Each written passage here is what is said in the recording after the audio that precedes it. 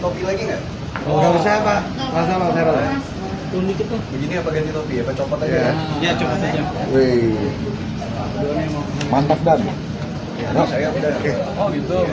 Mungkin nanya siapa? Pak Denny dulu. Oh saya. Tai, mau apa tai? Tadi Pak. Saya jadi dokter ini. Pak Denny mungkin biasa bukan aktor. Kayak saya tadi di atas panggung. alasannya apa mungkin memilih menjadi duta maritim sendiri gitu. Oh ya. Pertama ya kita lihat secara luas dulu ya. Permasalahan secara luas bahwa bangsa Indonesia ini ya, atau wilayah kita ini adalah negara maritim karena sebagai negara kepulauan 2/3-nya laut, kita memiliki pulau itu 11.540 pulau, besar dari kecil 5, besar 350 pulau itu yang baru dinamai ya. Nah, kemudian dari nilai yang begitu strategis itu juga memiliki sumber daya manusia, memiliki sumber daya alam yang tinggi ya. Karena itu perlu sumber daya manusia yang unggul. Nah, dihadapkan kepada program pemerintah dengan memanfaatkan bonus demografi menuju Indonesia Emas 2045, maka kan kita ini perlu memberdayakan masyarakat kembali ke maritim melalui figur Mas Karel ini. Saya kira tepat, cocok karena ya figur ya, masyarakat sebagai artis ya.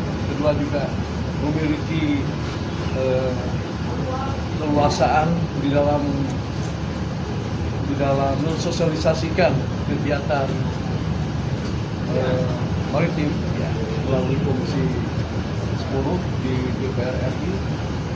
Dan secara pribadi saya juga melihat beliau ini orang yang santun ya, cakap, ganteng ya kan ya. Katanya yang paling tinggi apanya? Paling tinggi apanya? Penggemarnya itu? Follower. Oh jangan bentak saya dong.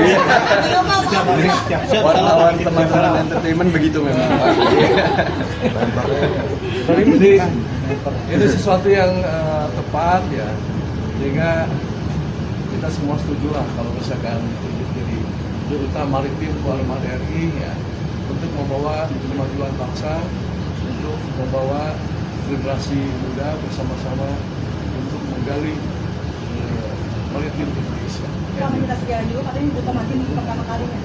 Ya, ini adalah pertama kali untuk perorangan, tapi secara ada yang lain itu duta putri maritim Indonesia ya kan. Tapi itu kan yang ditunjuk berdasarkan seleksi yang tiap tahun ya, itu dimunculkan sebagai duta maritim. Ya, tidak ada salahnya juga kalau bisa kita menunjuk ya kan dari Armada RI supaya ini membawa misi yang kebetulan juga bisa masuk melalui olahraga, ya, olahraga air terutama, ya kan? Nah, karena kalau kita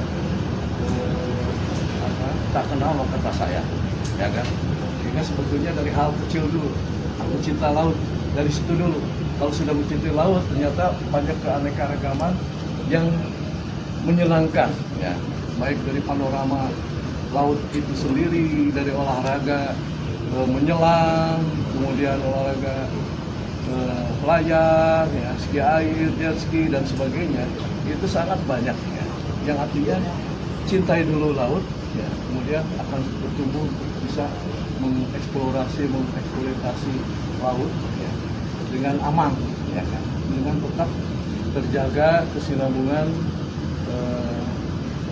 laut biru lah gitu kan ya, ekonomi biru, laut biru ya. Tidak ada sampah. Nah, itu kan mulai ya kan, kalau kita lihat hampir di seluruh wilayah itu sampah itu menjadi kendala bagi kita untuk kemajuan dan bisa mengukur betapa rendahnya kesadaran masalah kebersihan seperti itu.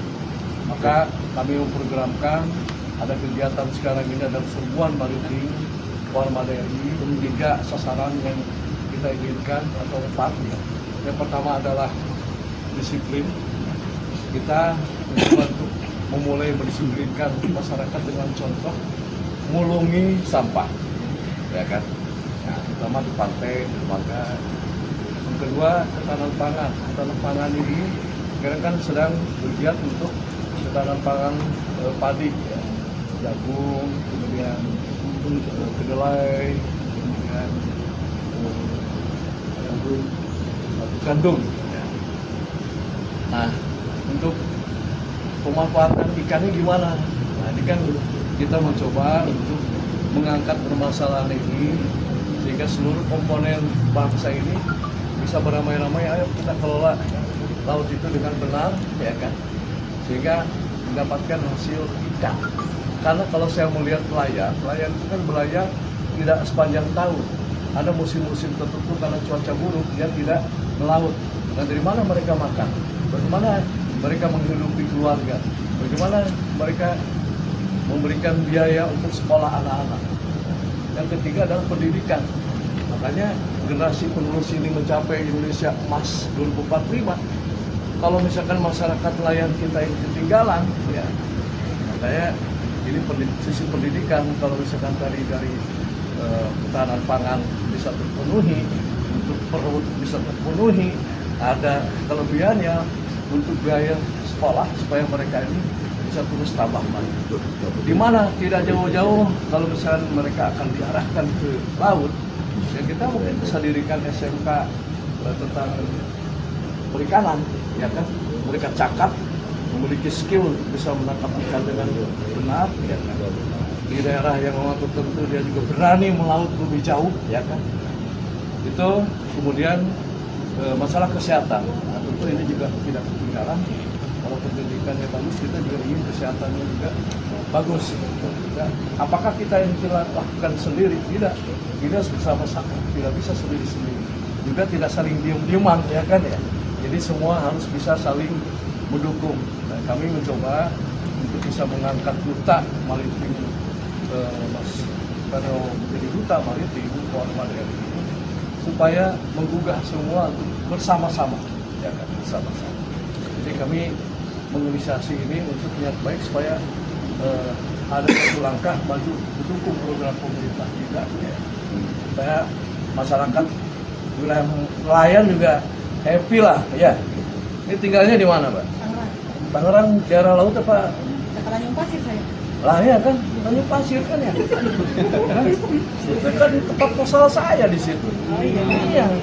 Ya kan, berenang di situ enggak? Enggak. Nggak bisa berenang. Nah, makanya kalau misalkan ada Mas Vero di sini, ya kan, Teman-teman media ikut berenang. itu bisa berenang, bisa berenang. Waduh, tenggelam itu. Udah lagi? Udah lengkap ya? Hai, terima kasih sudah menonton. Jangan lupa subscribe, like, comment, and share.